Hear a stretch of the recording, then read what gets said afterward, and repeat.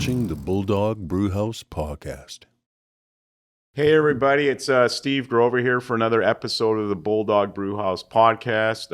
It's late September. Hopefully everyone's got their kids back to school and settling in for. Obviously, we're all Canadians, and getting ready for the Thanksgiving on the second Monday of October.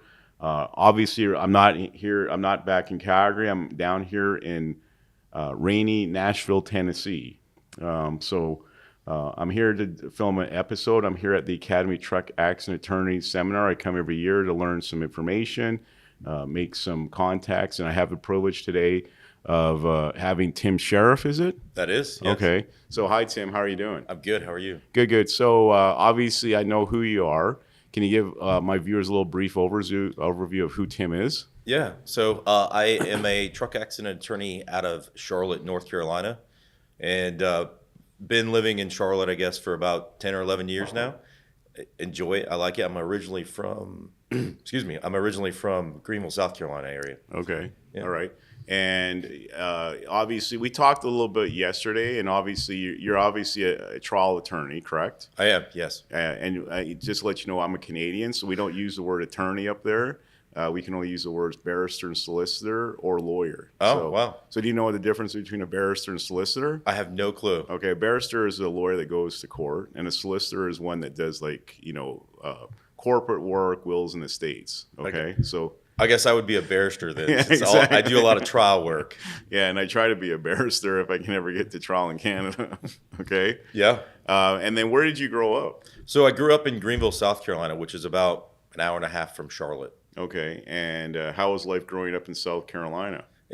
I enjoyed it. I didn't know anything a lot different, Yeah. but it was fantastic. I had both my parents still live in Greenville area, which is actually kind of near Clemson University. Okay. Cool. And the area grew up a lot because I think BMW even came there, started a business, and it was amazing to see it grow. Yeah, I think they build the X5s for North America in South Carolina. They do. I got to tour the plant, and that was one of the coolest experiences I've ever seen, just because watching these like big robot machines flip the X5s as they're like doing work on it. Okay, so it's pretty amazing to go there. Yeah. I've been to the tour in Munich, the main factory there. Yeah. It's pretty cool. And they have a history of BMW and the motorcycles there.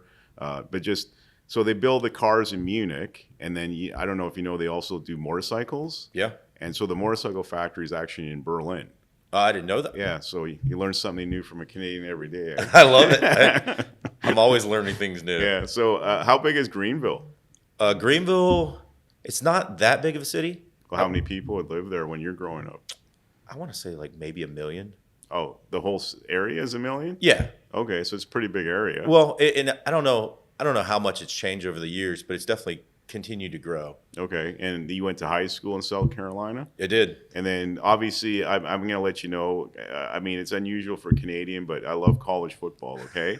So growing up in Greenville, South Carolina, who are you a fan of? Well, so it's funny. I kind of shunned my area by going to University of South Carolina down in Columbia. Yeah. Because where I grew up, everybody went to Clemson University. Yeah. They're just diehard rivals. Oh, yeah. So growing up, you're a South Carolina Gamecocks fan? I am a Gamecocks fan. Okay, so my understanding is South Carolina is like the liberal arts school for South Carolina. Clemson is like the engineering science school. Is that correct? Yeah, I would also add in South Carolina, they have a fantastic international business school. Yeah. Oh, yeah. They have a very famous MBA school. I think it's #1 in the world. They do. See how much stuff Canadians know? We just don't know beer and hockey, okay? Pretty impressed. Well, and maple syrup. Well, maple syrup. Yeah. But I watch my sugar intake, so I don't do a lot of maple syrup. Well, And I stay away from Putin too. I don't know if you know that. Not Putin, the Russian president, but Putin, the food. fries. Yes. Okay. All right. Yeah. And then obviously you grew up in Greenville, had a good life with your parents. Any siblings you have? I have an older sister. Okay. And is she still in South Carolina or? She actually also lives in Charlotte now. Okay. So we live 15, 20 minutes away from each other. So that's nice. Yeah. And then obviously you go to high school. You went to USC, not the one in LA, but the one in Columbia, correct? Correct. Yeah. I call that the real USC. Okay. Yeah. All right. The fake ones in LA, the Trojans. Correct. Okay. Correct. Even though they won all those national championships and Heisman Trophy winners. We don't think about that. Okay. Yeah. All right. And then when you got out of university, did you immediately want to become a trial lawyer, or did you do a different career? So I've kind of, I guess, had an interesting path. And the reason Okay. I say that is coming out of college, I actually was a criminal justice major. And I candidly, I didn't know what I wanted to do. I had a bunch of different thoughts in my mind. And so I actually went into law enforcement. Oh, okay. Became a police officer in South Carolina for 5 years. Okay. I actually really loved it, enjoyed it. It was one of those things I feel like was fulfilling, felt like I was making a difference and doing something for the community. But you see a lot of terrible things. Yeah. You see a lot of things that I think keep you up at night, if that makes sense. Oh, okay. So I was kind of looking at my life and realized maybe I need to try something different just to see where that's going to go. If I ever wanted to have a family or something, I don't think I could, bring them into that part. Okay. So I looked at trying to do different avenues, and I actually got into, my brother-in-law was doing some sales and marketing, and he's like, man, come do some sales. Okay. So I was like, okay, like what should I do? And you may or may not know this, North Carolina and South Carolina, well, mostly North Carolina is a very big tobacco area. Oh, yeah, I know that. Tobacco Road. Yes. Yeah. So I actually went and worked for R.J. Reynolds Tobacco Company for about a year. Yeah. Didn't really love what I was doing, but it was getting me some sales experience. Yeah. And my brother-in-law was just like, trying to still encourage me to do this. Yeah. I felt like something was missing in my life. Mm-hmm. So from that point, I decided, I was like, I'm going to go to law school. Okay. My parents immediately at that point, they looked at me, they go, hey, you got to read in law school, right? Yeah. I was like, what? Yeah.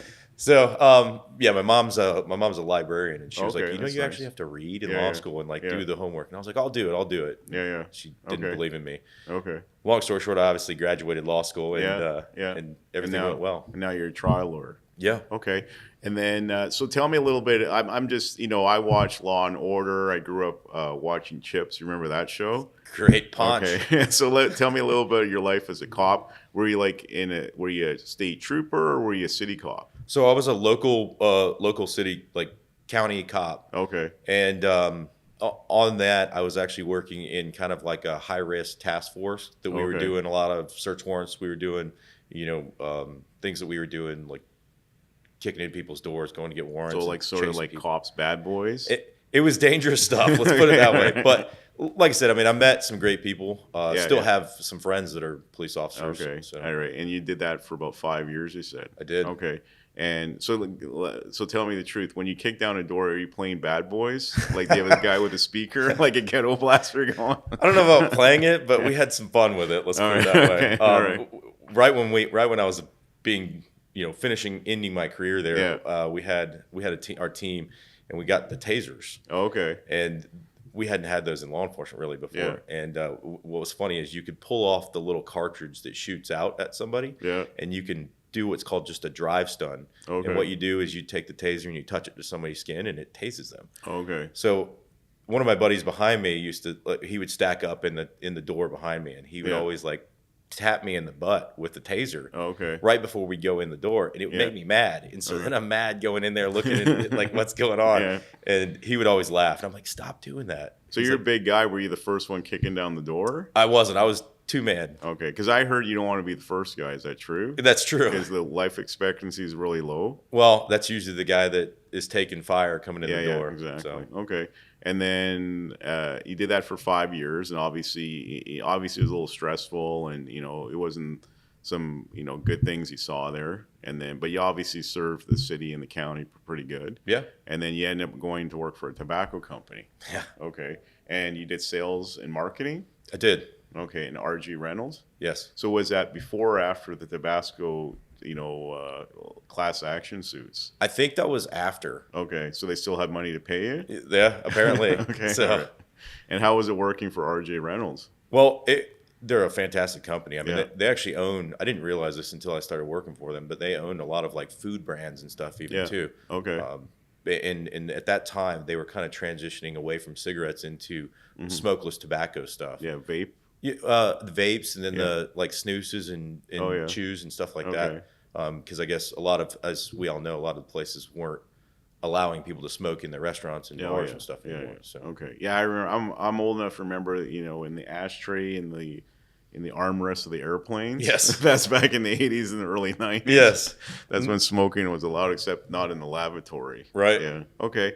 And then you stayed there for how long at RJ Reynolds for? A little less than a year. Okay. Didn't fit your fancy, eh? Yeah, I didn't love it. Okay. And so obviously, like, it's very interesting. I read about Coca-Cola, and everyone thinks Coke's just Coke, but obviously they own Dasani. They own Minute Maid. They diversified their portfolio tremendously. Yeah. So RJ Reynolds also diversified their portfolio also in the food industry and stuff like that, eh? Yeah. Okay. Yeah, it was impressive. I think they even, I may be wrong now, but I think at the time they owned like Nabisco and things like that. Oh, really? Yeah. So there's big money they've invested. And Big time. So they have, risk tolerance and gone into other industries rather than just being the big bad tobacco company. Yep. Okay, cool. And then you end up going to law school. Obviously, did you take the LSAT? I did. How was that? That's the law school admissions test. If no one knows what that is, I think it's a ridiculous test. I don't think it's any indication of how you're going to be as a lawyer. It's like a lot of like reasoning and things, analytical logic thinking. stuff. To me, has no indication of what you're going to be like as a lawyer. So you got through the LSAT.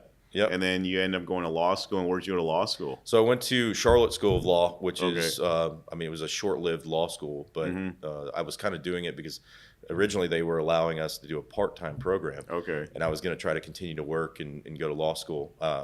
That lasted maybe less than a year, and I went full-time. Okay, Charlotte, and you graduated from there? I did. So how was law school life? Like everyone wants to go to law school, and they see Law and Order and, Suits and all that stuff, the glamour. Yeah. And, I remember the first year of law school, it was just like hell on earth. Like, I think I gained 15 pounds and I didn't have much money. And at a table like this, I put this in my living room of my apartment, and like a fold up table I got from Office Depot. I don't even know if they're around anymore. Yeah.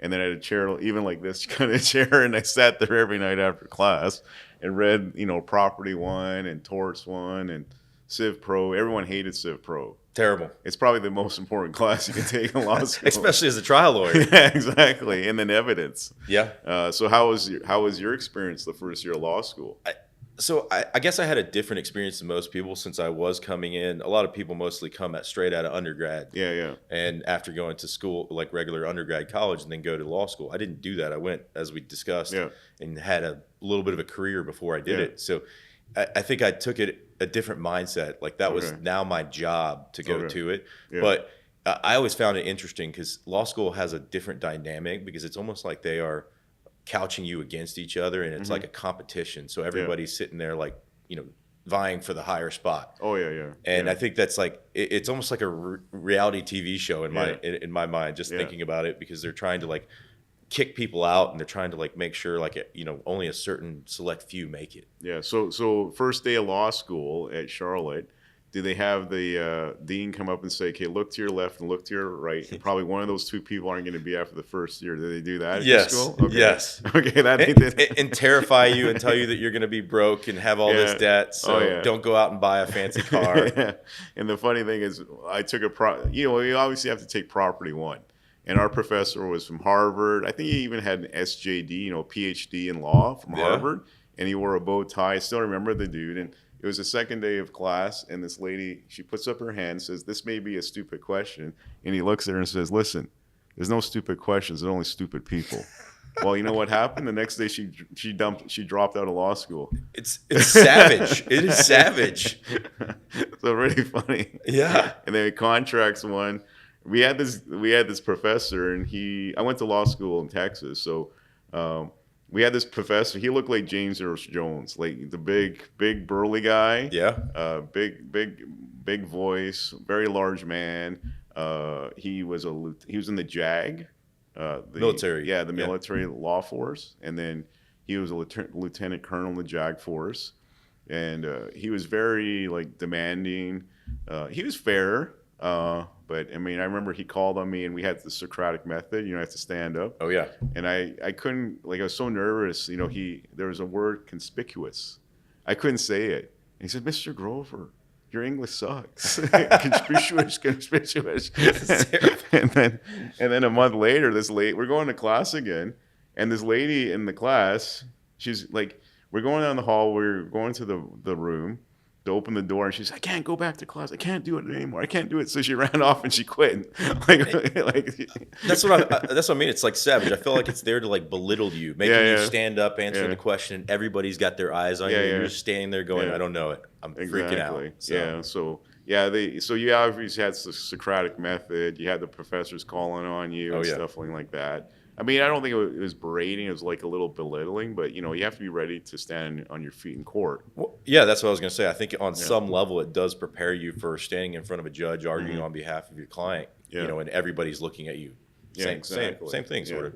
So then you got through first year law school, obviously. Yep. And then after second and third was just a cakewalk, or? I think it does get easier. I really do. Yeah. I think the first year, like I said, it's kind of meant to weed out certain people. Yeah. And if you make it through that, I think the second and third is really just kind of honing your craft. But I kind of stem from the mindset that I don't think law school really prepares you to be an attorney. I think it's more of just like a stepping stone that you got to pass to get there. Yeah, exactly. Well, I thought, like, when I got to the third year, I thought this was a complete waste of money, the third year, and it was just another way for the school to cash out to get more money out of you. 100%. And I took, like, a white-collar crime class. Like, what am I going to do? Like, I'm not a criminal lawyer. It's a good course, and I got a good grade in it, and I took conflicts of law and stuff like that. Yeah.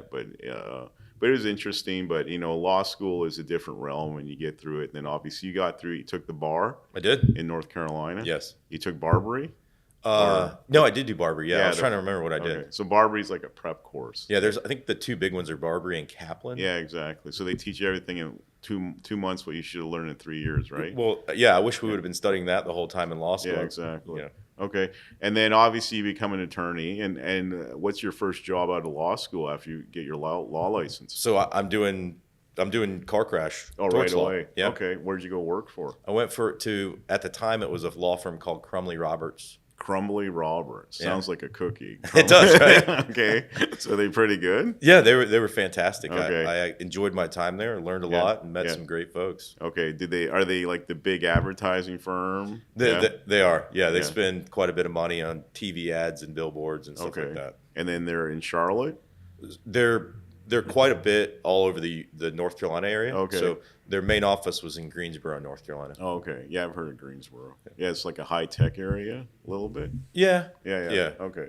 And then how long did you stick with Crumley Robertson? I was there for, I think, 9 years. Okay, so quite a bit of time. Yeah. You did trials, obviously depositions. Yeah, I did a number of trials. Yeah. And I think at the time, as a younger lawyer, you don't really know what that's like. You have no clue what to expect, and you're going into it. And I always try. I guess I tell people I learned by trial by fire. Oh yeah. So I kind of just got thrown in there to go do it, and they're like, "Hey, go try this case," and I'm like, "What do I do?" And exactly. Like, figure it out. Exactly. Yeah. Yeah. There's a good obviously you probably know who Jerry Spence is. I do. I mean, a lot of people in Canada know him, and they may not know him because he was always on CNN during the O.J. Simpson trial. That's when I went to law school, like 95, like to the late 90s. But he always had a saying. I mean, they don't teach you anything in law school other than to think analytically. Would you agree with his analysis? I do. Yeah. And so essentially, it's very interesting in Canada. You go to law school, and then you have to be like a apprenticeship. You have to do a year apprenticeship. I like that. Yeah. So articling student. Yeah. And I've had over a dozen. And I always tell them the first day when they come to work for me, they come to the office. I mean, they teach you how to think analytically, how to read cases and do some writing, but clean your slate. Like, let's just clean your slate because they didn't teach you how to be a lawyer. Yeah. Would you agree with that? 100%. Okay. All right. And I actually wish in the States we did an apprenticeship. I think of it like doctors go do their residency. Yeah. I think lawyers should have to do something like that. Yeah. I think, I think law school should be 3 years. You take the first year for the 1 year class. Yeah. Then you take your state bar classes, the essential classes. Like every state's different, like oil and gas is in Texas, or some, Texas now has tax law. Yeah. On the bar. And then the third year, I think you should actually go out and work, like clerk for a law firm. What do you think of that idea? I like it. So do you want to put a paper together for the ABA and submit it together? No. No? Now that I'm done with that. Okay. All right, you're done with that. Yeah. Okay. But you like the Canadian idea. Go to law school for 3 years, then do an apprenticeship like an articling student. They pay you minimum wage, but you learn so much in that first year. Yeah, I'm sure. Well, and I think, as you know, you go to law school, it's not like a specific practice that you're learning. No. You're learning just everything. And then Yeah. you come out and they're like, go practice. Yeah, exactly. And especially me, I'm sitting there going, what the heck do I want to do? Yeah. And so you're trying to figure out all these different paths that you could potentially go on. Mm-hmm. And, we don't specialize in something. I think the apprenticeship or something like that would at least allow you to do that. Well, when I article, that was like, what was it, late 90s. So I'm from Alberta, Calgary. I don't know if you know Calgary at all. A little bit. Never been there. Well, it's got the biggest rodeo in the world called the Calgary Stampede. There's $1 million purse. That's awesome. So anytime you want to come to Calgary, just look me up and we'll host you we have a big Stampede party or a law firm. It's 10 days. The first 10 days from a Friday to the second Sunday in Calgary. Like about 1.5 million people show up. That's amazing. Yeah, a lot of Americans come up. We had a record year this year. Since COVID, it blew the doors off, even years past. But it's kind of cool. But Calgary, at the end of the day, it's a decent city, nice big city. But at the end of the day, I think it's important to understand, like, when you're articling, I mean, you're learning basic stuff. I mean, I know I don't expect a lot of my articling students, but they do a lot of research, memos. They do, we call it up there now, they changed the rules in Alberta called questioning. It's more layperson friendly. It's not depositions or discovery. So they sit in questioning with me. They help us go to chambers application, interlocutory applications and stuff like that. Well, I think a lot of lawyers, the way they got into it was something happened in their life that shaped them, and they're like, I'm going to go to law school. That didn't happen in my family. It didn't? No. So my dad was a doctor, a surgeon, and my mom was a nurse. And I have myself and 3 younger sisters, and there's only 2 options in our house. Either you go to law school or medical school, or you go away and don't come back. So why didn't you pick medical school? I wasn't good at sciences. And, and I sort of, like, now at my age, I probably regret, like, sciences is so important.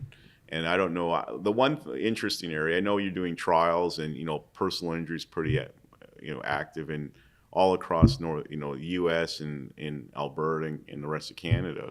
But one area I think is going to grow is AI law. Yeah. And probably litigation coming out of there. What do you think? I completely agree with that. And, I mean, I see AI trickling into even my trucking space is a lot of what I do now. Yeah. Just because what I've seen us using it for is a lot of our discovery and litigation. Mm-hmm. We get thousands and thousands of documents that we're sitting there having to flip through.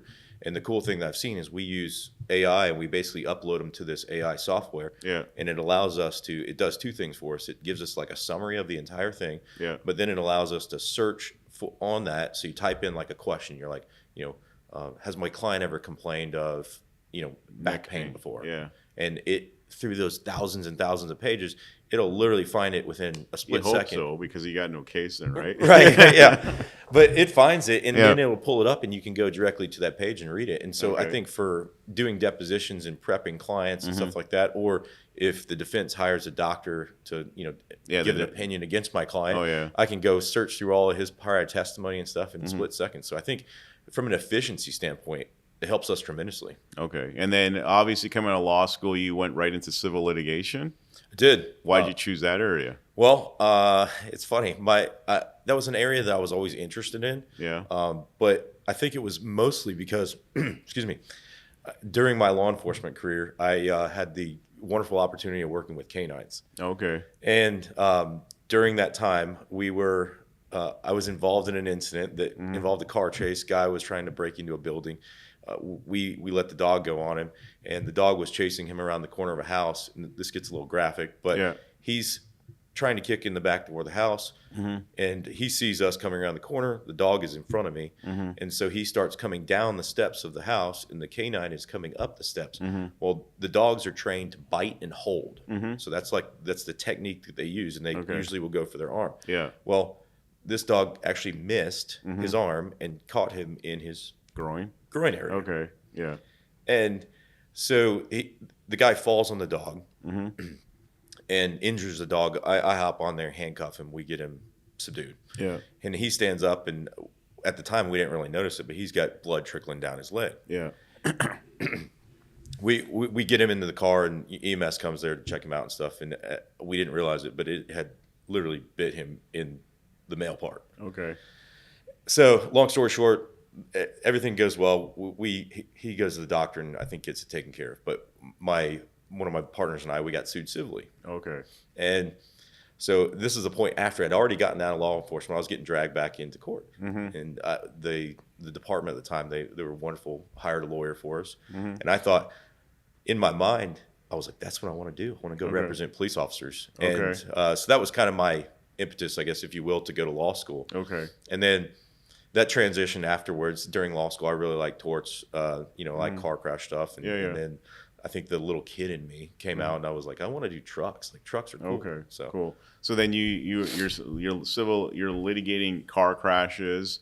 You're doing premise liability claims at all, like slip and fall, anything like that, or no? So I don't do a ton of those, and the reason why is I live in North Carolina, and I think we're one of 4 states in the United States that has a law called contributory negligence. Yeah.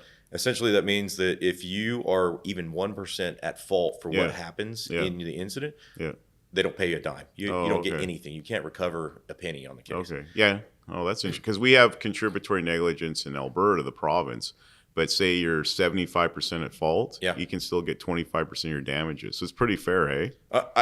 I don't mind that. So North Carolina is 1%. And so with a lot of premises liability slip and falls, we have juries that will look at it and they're like, well, you were the one walking. Like you should have seen it, or you should have been able to not fall. Okay. And they look at it and the defense says, well, they're at least 1%. You don't pay them anything. Oh, and so they're tough cases to win. Yeah. Oh, yeah. First of all, they're really hard cases to win. Yeah.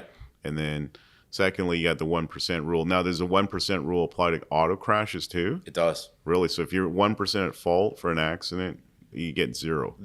Right. And I think that's what makes our investigation into the crash so vitally important. I think that helps going back to my law enforcement career. I like to use that to investigate the crash to make sure, because otherwise you and I are coming through an intersection and I'm saying my light's green, you're saying your light's green. How do we figure it out? So it takes a lot of investigation to make sure that, you're not 1% at fault in it. So yeah, just interesting. Like I've done thousands of cases so far. So if someone's going straight on the roadway and there's a green light and the other party has a green light and they're making a left-hand turn, like they hire me to sue the left-hand turn party. If I'm defense counsel in North Carolina, would I try and get my client or defendant to say the plaintiff was speeding? 100%. And 1% nothing. They do it all the time. Okay. Wow. And that's exactly, they're trying to say you were either speeding or you weren't keeping a proper lookout, because if you were paying attention, you would have seen that car was turning in front of you and stopped or swerved or avoided it. So just the law in Alberta under our Traffic Safety Act, the party making the left-hand turn has the burden to show that they could make it in complete safety. Is that the same burden in North Carolina, or does the defense lawyer just have to say, okay, my client says you're speeding, it's a 50-mile-per-hour zone, it looks like he observing you going at 60, 65, so therefore 1% at fault? Well, and as you know, in the trucking world, that's the law in the trucking world, is you have to be able to make the turn completely. But not in the car crash. And I think the difference is in that is everyday people like you and me, we're using our car for, personal reasons. We're driving to work. We're either going to the grocery store. The kids are screaming in the back. Exactly. and I think a truck, like a big truck, that's their job. They go through a lot of training and stuff for that too. Okay. So that's pretty harsh rule. It is. Yeah, it is. Okay. Even like a side swipe accident you're 1% at fault. You should have seen that guy making the turn into your lane, eh? Well, and that's why I always say, as a North Carolina lawyer, you have to be perfect. Okay. And I don't know too many North Carolina trial lawyers that have not lost a trial. Okay. At least on something. Okay. So you have to be very careful at screening auto cases coming in. That's one of the big keys, is as they're coming in to evaluate them and talk to the client up front, so that we're not, as you know, we spend a lot of money investigating it and bringing in experts and stuff like that. Okay. And we take them on a contingency fee. So meaning if we're not successful and we don't win, we don't get any money. Yeah, exactly. So does your past history as a police officer, has that helped you litigate these cases? Yeah, 100%. During the police academy, you have to go through accident investigation stuff. Yeah. And I think doing that really helped me pay attention to the details about the crash, look at, they make you look at skid marks and distances and stuff like that. Okay. So that's helped you in your career. absolutely. What about working for RJ Reynolds? Did that help you at all or no? I think everything that in our past life molds us for what we are today. Yeah. And with that, I think that helped me, talk to different people, be able to, associate and I guess understand where certain people are coming from. Because you meet all different walks of life doing sales, account management. Exactly. Stuff. Were you where was it last year? Atlanta. Yeah, You were in Atlanta? I was. And that Marriott Marquis, did you stay at that hotel? Yes. I hate that hotel. It's like stuck in the 80s. The carpet is brown. Yes. And I remember I've been there 3 or 4 times. I completely hate that hotel. And I wish I'd stayed at the Hyatt Regency across or the Hilton behind it. But the last day they had that defense lawyer from Birmingham, Alabama. I forget his name, that senior guy with the silver hair. See, I think I had to leave early, so I missed that day. Well, that was the best talk because he gets up there and Joe and probably Pete introduced him, and Eric Penn, I think he was on the panel too. The guy from Texas. Yeah. The $600 million judgment he got. I don't know what he collected on that. I don't know. Yeah, but they introduced this guy, and it's like, okay, he's got 500 jury trials, and he's been this super defense lawyer, and he litigates all over the country. And I think, okay, great. I'm going to hear this guy talk about how great he is. Yeah. He comes out and says, you know what? All you guys, you're all salesmen, which makes sense. Yeah. You got to sell your client to come and see you, to represent, to convince to hire you. You got to sell that case to the adjuster if you can settle it before, filing complaint. You got to sell that case at mediation. Yeah. And most important, you got to sell that to 12 jurors. And so, I mean, it was pretty amazing talk. I was quite impressed. It was very practical.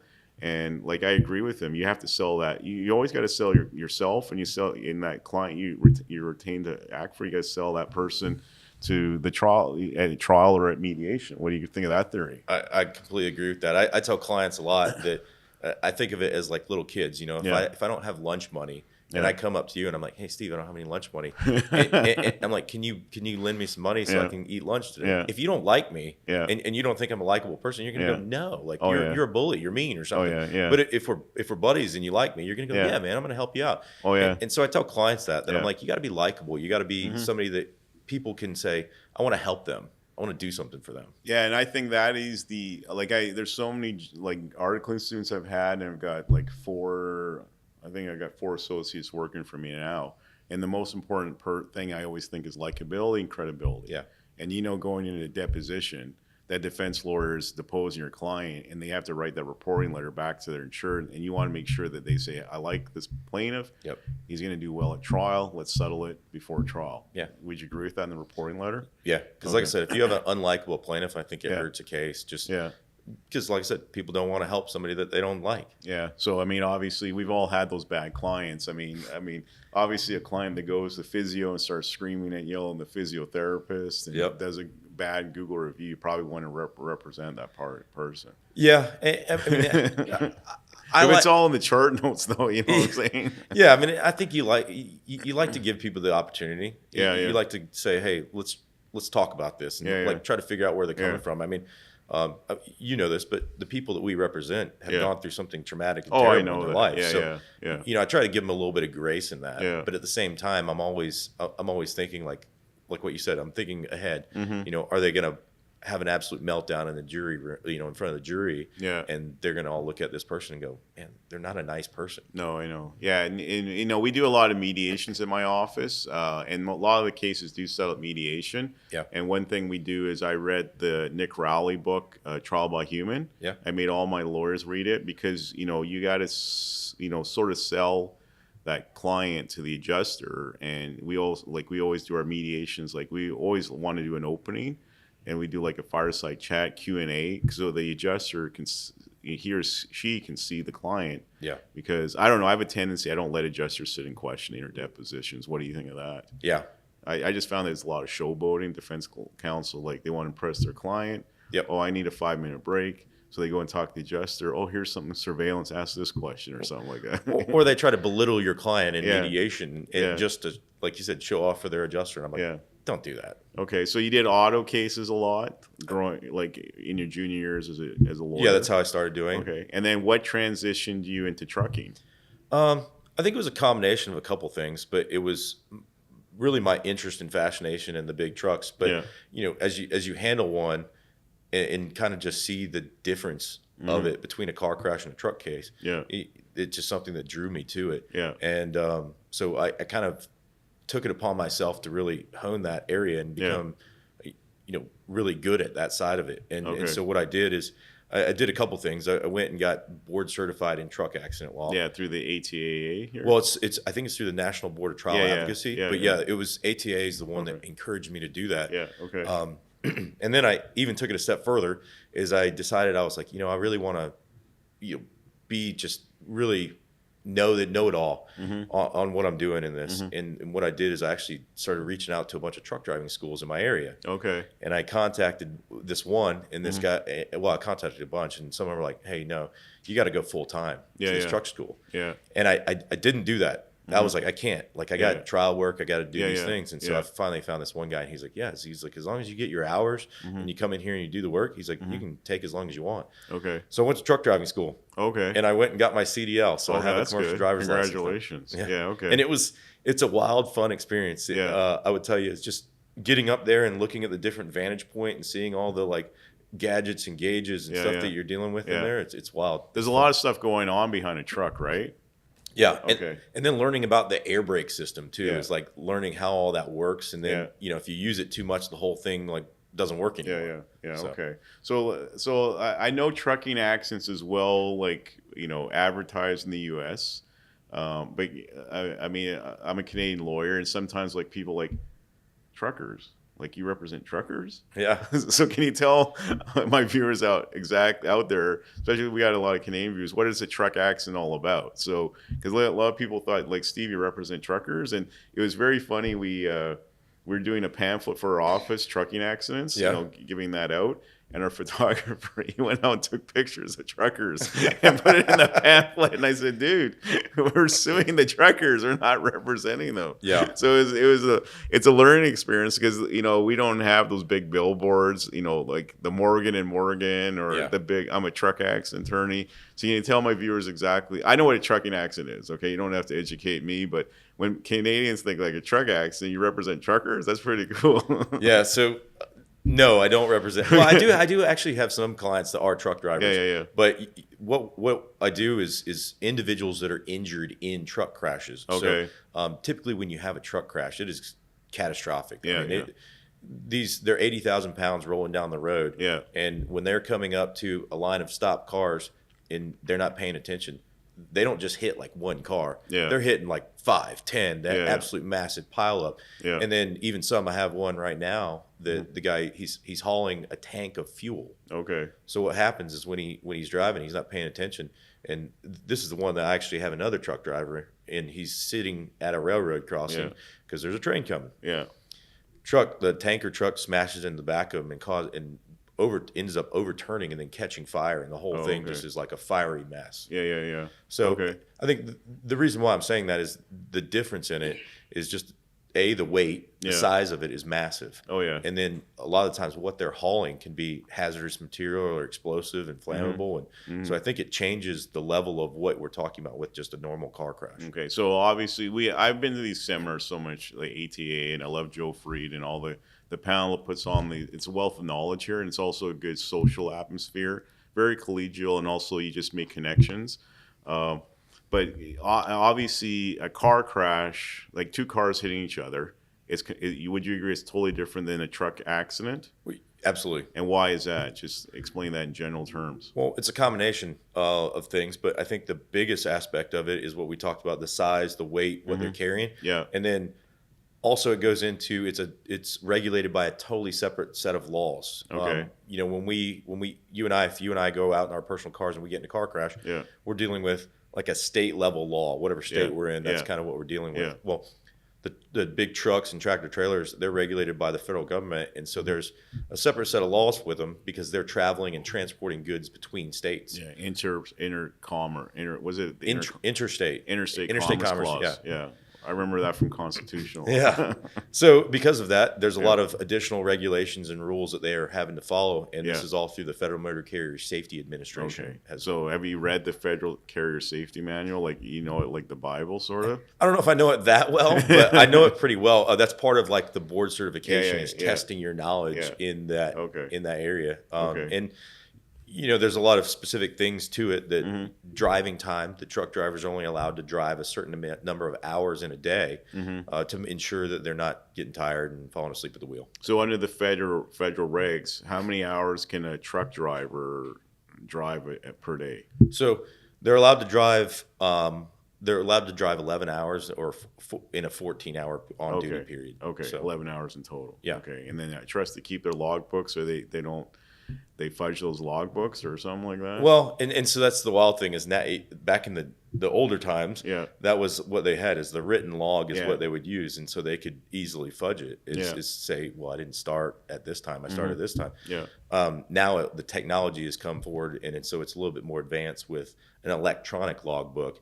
And what it does is it plugs into their truck to then evaluate and follow how long they're actually driving. So I don't want to say it's impossible for them to still fudge it, but it's a little harder for them to do that. Okay, all right. And then currently, what law firm are you working for in Charlotte? So I work for the Ritchie Law Firm. Ritchie Law Firm? Yeah. Okay, and are they personal injury again? Yeah, they're personal injury. Okay, and they brought you in. Are you just doing trucking accidents now? Yeah, primarily just truck stuff. And obviously that is your forte now, and you enjoy it, eh? Yeah, love it. Any jury trials with trucking accidents? I have had a few. For some reason, I don't know. Maybe the defense is getting scared of me because they've been paying me what I've been asking. Okay. So it's a good problem to have. So I hadn't had a trial this year. Okay. So. Mediations? Oh, I've had a bunch of those. Okay. Yeah. All right. And then it's interesting down in the U.S. There's limits issues, correct? Yeah. So the typical car in North Carolina, what's the minimum limits they need to carry on a BI, bodily injury claim? So it was $30,000 per person, and then $60,000 for the whole crash. Okay. The legislature just agreed to up that up to $50,000 per person. Okay. So obviously, if it's a catastrophic claim and the defendant only has $50,000, more likely than not, Allstate or whoever would just pay it out, eh? Yeah, but it's a bummer if you think about it. I mean, for the family, for a death, you're really only getting $30,000 or $50,000 for it, and that's nothing close to adequate to cover. So do people in North Carolina carry underinsurance coverage on their own vehicle? Sometimes, but the issue is North Carolina had an offset rule, basically saying that if you have only $30,000 in coverage in your underinsured, in the person that hit you only had $30,000, they get a credit for that $30,000, so there's no additional money. There's no stacking. Yeah, we have the same thing. The Supreme Court of Canada says you can't stack. We we have the Section A, which is the bodily injury portion of it, which is your liability coverage. Yeah. And most people in Alberta do carry $1 million. Sorry to say that. I mean, that's I wish we did down here. But like I said, the good news is when they changed the law to 50, they're also now allowing North Carolinians to stack it, so it doesn't get a credit off. So they can stack the bodily injury defendant's coverage and your ump coverage. You got it. Okay. Yeah. Because in Canada, if I get hit, and I think I've got a $5 million policy. Yeah. Just because I'm a lawyer and have a law firm. But then, if someone hits me and it only has 2, then I can add in the other 5 to make the difference. Like say my case sells for $4 million, then I get 2 from the defendant, 2 from my own insurance company. Same thing. Well, and I think doing what we do, you kind of see a lot of bad things. And you're like, whew, I got to up this insurance. Yeah, exactly. I don't want to keep myself exposure. So. Yeah. But so we call it up there SCF 44. It's family endorsement coverage. So it's an underinsured coverage. And that comes to play in a lot of Canadians. I don't know if you represent any Canadians in accidents in North Carolina. I have not had that pleasure. Okay. Well, if you have any Canadians, let us know. I mean, I'm licensed in Alberta, Nova Scotia, New Brunswick, Northwest Territories, and Yukon. So we can always, help each other and do referrals back and forth. I would love that. Okay. And then, where do you see your career going? Continue doing these truck accident claims? Yeah, I think continue to work on these. And I've started getting a lot of referrals from other attorneys in other states that are bringing me in on some of their more catastrophic cases. Yeah. And so I think doing that, and I've started doing some talks and stuff regarding, educational things. Yeah. And other attorneys that have watched me do it. I actually had an attorney out of High Point, North Carolina recently that pulled me into a case, and he's like, I don't know if you'd be interested in this, and it's a terrible case, like terrible catastrophic case. And so we just got involved in that. Okay. And the big thing down here, obviously coming to these seminars and the AAJ1, the American Association of Justice, is punitive damages. Yeah. I know, like, I'll let you know, as a lawyer in Canada, it's hard to get punitives. I mean, there is a case, pilot case it's known as, it's $1 million against State Farm in Ontario. But explain to, like, punitives are a big thing, especially when you come to this ATA convention.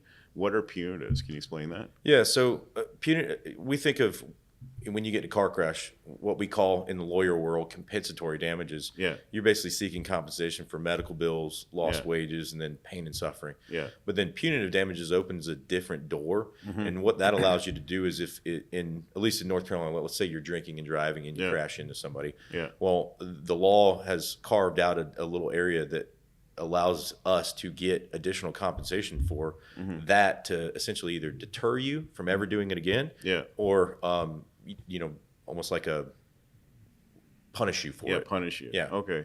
And can you get punitives at mediation, or do you have to get a trial judgment?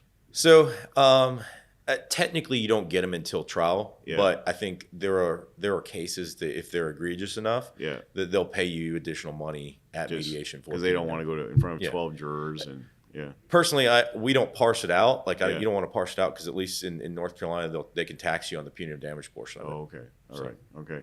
And have you got any punitives on a trial judgment? No, I have not. No. Okay. Yeah. Okay. And what's your most interesting case you've had so far? You don't have to mention any names or anything like that. Oh, a trucking case, is there one that stands out for you? Well, I think one of the ones that stands out to me is a very recent one I had. And going back to what we were talking about, is I really like the plaintiff. I like the person. I like my client. Yeah. And she was just a very wonderful, wonderful person. Yeah. And I think, to me, that does two things. It gives me confidence in the case, but I think it gives me motivation to do a great job for them also. Okay. And that was one. She was sitting on the interstate, and I have a dash cam video from the truck. It's a outward facing dash cam, so you can see the road ahead of you. Yeah. But then it's also an inward facing one, so you can see the truck driver sitting behind the wheel. Oh, okay. And it's she's sitting stopped in a line of traffic, and he's coming 71 miles an hour in a 65 zone. Yeah. And he just doesn't even touch the brakes, doesn't swerve, doesn't do anything, and just smashes right in the back of her and about 5 cars. Oh, okay. And she survived.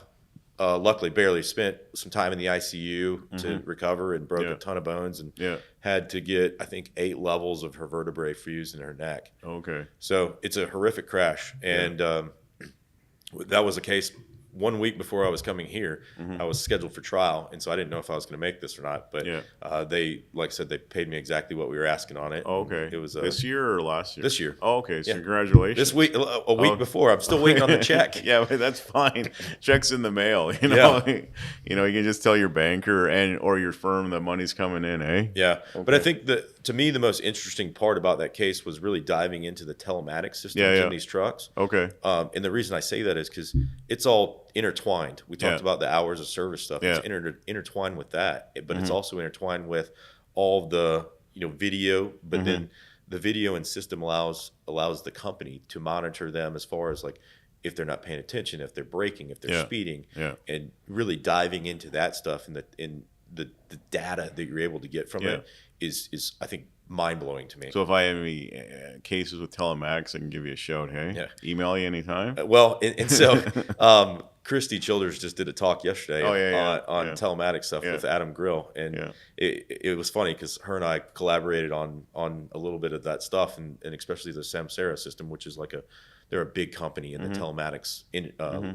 side. Yeah. And so we were working on that, and I actually recently just got an order from a judge in that case that allowed me to bring in an expert to go get the login information from the company's telematics system. Oh, okay. So my expert got to go hop into their telematics stuff and get all the data, because they weren't giving it to me. Yeah. And that's, this, but that's a lot of what we run into is the companies are roadblocking us and not giving us what they're supposed to be giving us. And I think that was a huge part of what made that case resolve. Okay. Well, congratulations. Obviously, hopefully you'll have your check in the trust account when you get back in North Carolina. Hopefully. Yeah. And then you how long you been an attorney now for? How many years? I am going on 10 years. 10 years. You make me think now. Yeah, and then continue with the trucking law, accidents and stuff like that. Yeah. I don't feel like going to med negligence or anything like that. No desire for any of that. Not dog bites again. No. You had enough as a Yeah. No more dog bites. I think I'm scarred from that mentally. Can you sue on dog bites in North Carolina? You can. Is it strict liability? So North Carolina is a little bit weird with that. Yeah. They almost, this isn't the law, but we say this as far as you get basically one bite for free. Yeah. The second one is then strict liability. Oh, okay. So, all right. Okay. And is obviously house insurance and stuff like that they pay out on? That's what it covers. Yeah. So hopefully the person has rental coverage or house coverage. If they don't have any money, might as well just forget about the dog. Yeah. Let the dog go back to the dog pound, eh? Exactly. Okay. And obviously, so you enjoy your career as a trial lawyer. You continue to grow in it and expand, and obviously coming to these great seminars, hosted by Joe Frieden and everybody here. Yeah, it's fantastic. Okay, and I think next year's in Austin. It is. Yeah, were you in Austin they had that year? I was. Yeah, they had the JW Marriott. Yes. Yeah, it was really. You can bring your cowboy boots? Yeah, I'll bring my cowboy boots next year.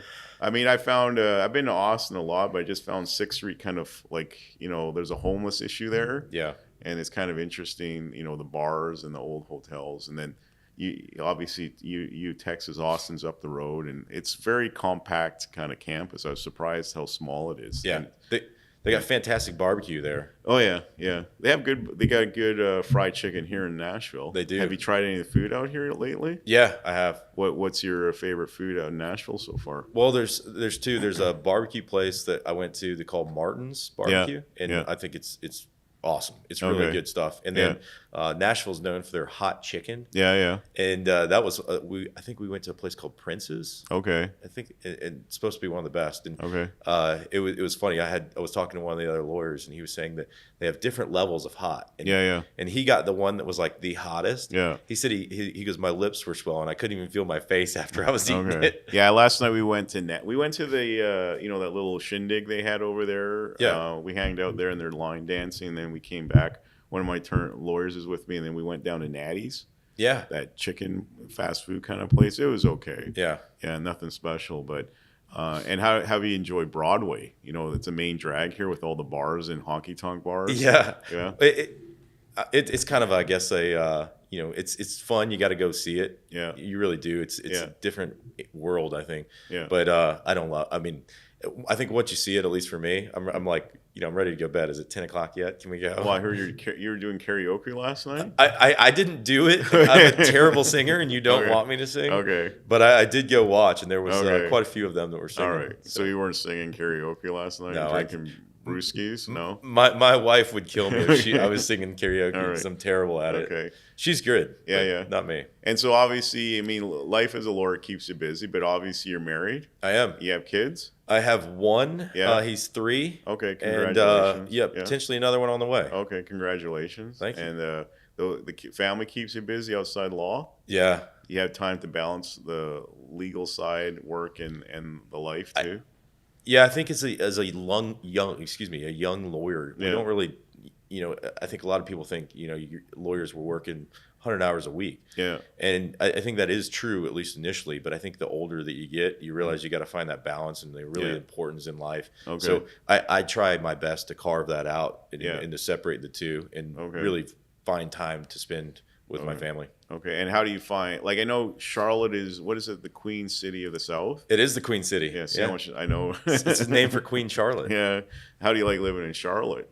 I love Charlotte. I think it's a great city. Yeah. To me, it's a good balance of big city life, but also still has the components of Southern living, I guess, if you will. So I've never been to Charlotte. I've been to North Carolina, obviously Nashville. I've been to Jacksonville. I've been to Miami, Atlanta, Savannah. Would you recommend me visiting Charlotte? Please, you're welcome. Okay, and what would you recommend I do when I come to Charlotte? What's the big thing to do there? Well, there's a couple things that I think you'd have to do.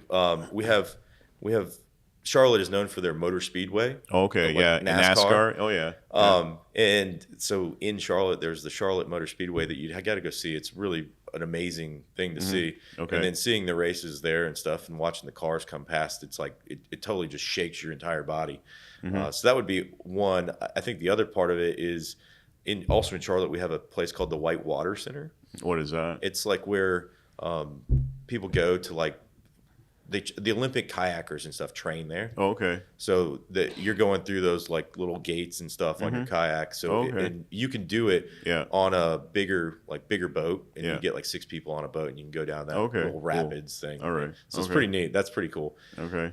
And then the other part that Charlotte's really known for is a lot of their food and brewery scene. So what's the big food? And obviously it's like fried chicken here and barbecue. What's the big thing in Charlotte for food? That's a great question. I honestly, I don't think it's really known for like one specific type of food. Yeah. They just do a really good job of bringing in, not necessarily chains, but like there are a lot of really good like spots of like mom and pop spots. Okay. And obviously, I mean, it's everyone knows Tobacco Road, like the, what is it called? The Durham, Winston-Salem, and Chapel Hill. Well, that's the battle between Duke and UNC. Yeah. So I know you went to University of South Carolina.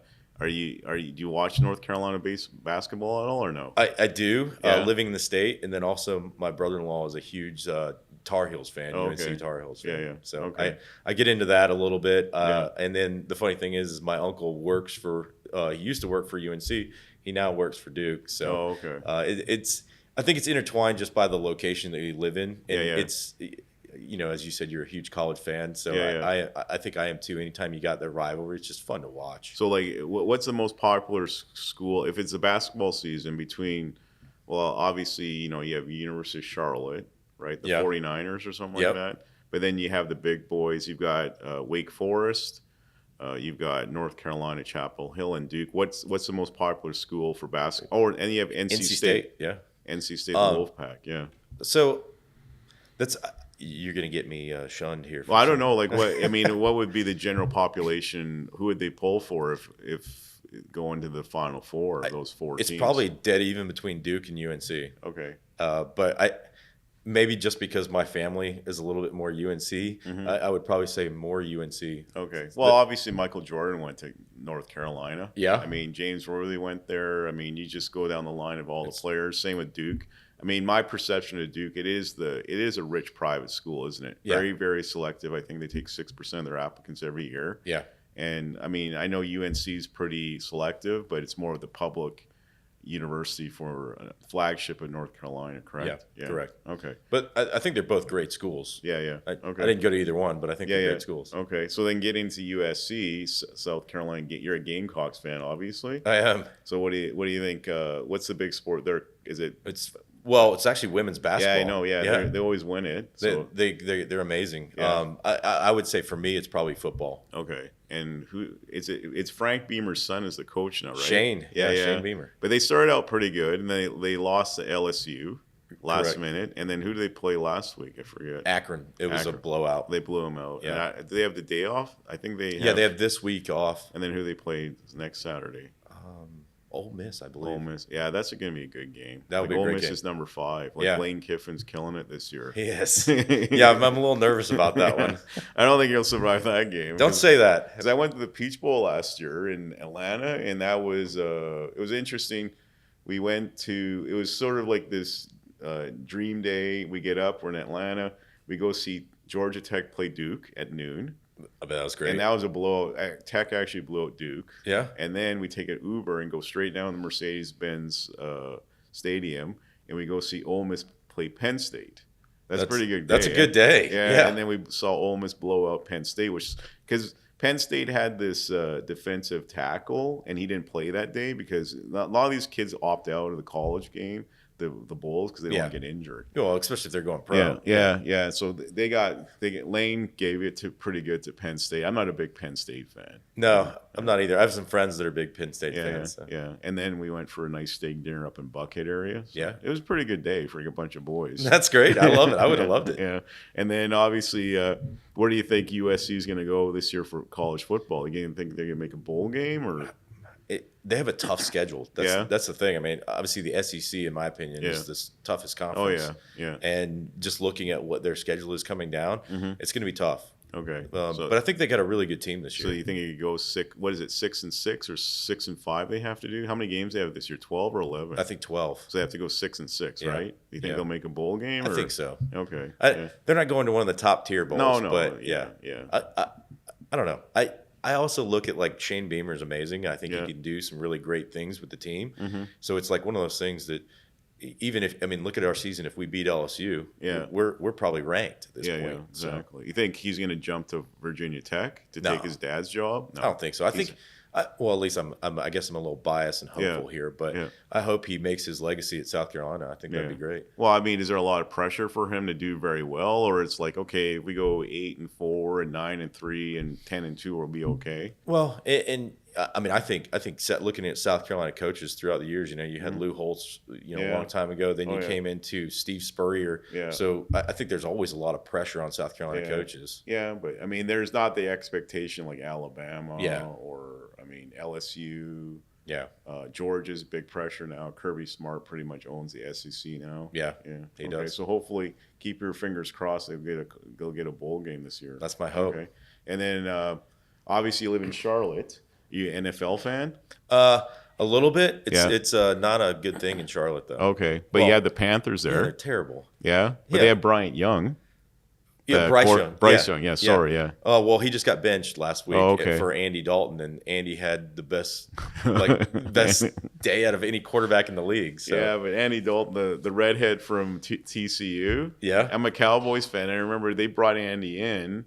And I don't think he was very popular with the O-line because he got sacked and he got knocked out pretty. Remember that year he played for them? I do. He was like on the tarp a lot. And there was an article I read that he was not very popular with his O-line, which I think is a stupid thing to do. You know? I would be buying those guys dinner every night. Yeah, but I remember he got drafted. He played with the Bengals for years, and then he's jumped around. Now he's the quarterback now for the Panthers, eh? Yeah, well, last week, I mean, it was kind of a huge deal because Bryce Young was a #1 pick. Yeah, from Panthers Alabama.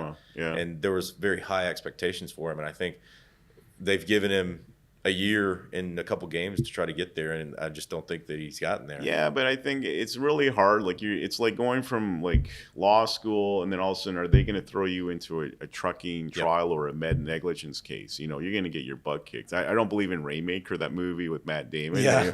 He took on that big, medical insurance company, got a huge judgment. That doesn't happen. Yeah, it doesn't happen. Yes. And I think you're absolutely right. I mean, I think they didn't set him up to succeed. Yeah. But and then, he probably needs 2 or 3 years on the bench. I mean, I think Green Bay did pretty good. They drafted Aaron Rodgers, and I think he sat on the bench for 2 or 3 years with Brett Favre ahead, teaching him and all that stuff. And then he's obviously turned out well. He won a Super Bowl, and same with Brady. Yeah, I mean, Tom Brady sat on the bench for a lot of years. Well, no one expected him to do anything. No. 7th round pick in the end zone. He's literally the best. He's the GOAT. Well, the guy back then was Drew Brees. Remember? No, it wasn't. Was it Drew Brees? It was. Yeah, the guy from Washington State. Drew Brees got hurt, and that's the only reason Tom Brady came in. And then Tom took advantage of the opportunity and ran with it. Yeah, so, never looked back. Yeah, good on him. Yeah. And then obviously, I've watched some South Carolina football.